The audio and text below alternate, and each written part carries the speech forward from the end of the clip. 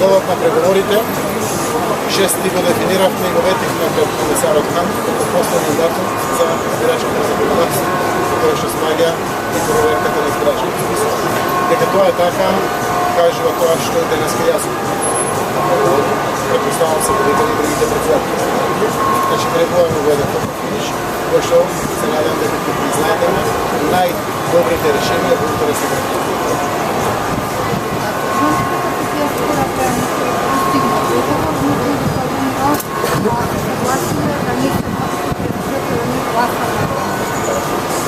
Како договор немаше, единствено што се договориме за тоа што се слагаме, диаспората треба да гласа и мора да гласа.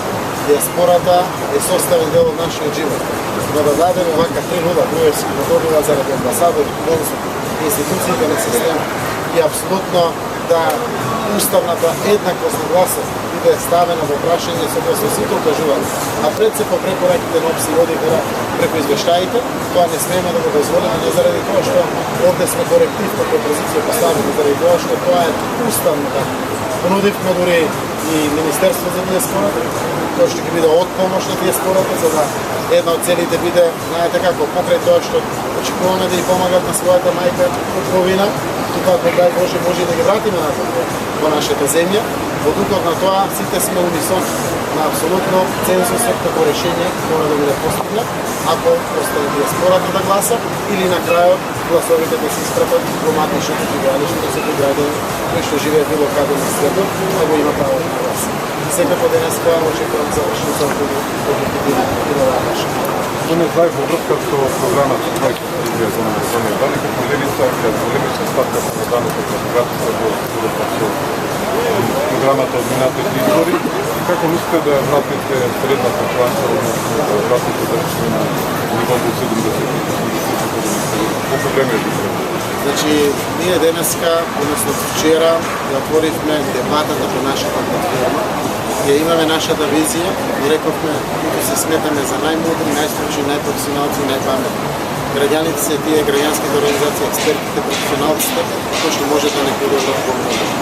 Замислата е преку сплотна активност, не само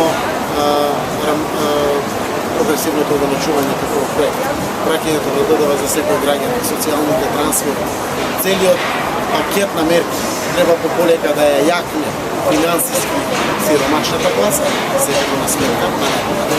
Тоа значи истинското прашање за колку ќе намалиме даноците за најсиромашните, а тоа се граѓани преку 78% во Република Македонија, а за колку ќе ги зголемиме даноците на екстремно богати. Имајќи во предвид дека богатите имаат најлесен, најбрз, наједноставен пристап до националното богатство и доход. И тие само стануваат побогати и побогати, а сиромашните за жал се посиромашни. Преку сите овие мерки, преку подигање на вкупниот просек на вкупен приход по семејство, треба да се оздаде конечна цел за нас е средна класа, која што се дефинира како вкупен приход по семејство, од која ќе бидат платени и покриени сите трошоци на едно домакинство, ќе остане 1/3 за дискрециони трошења.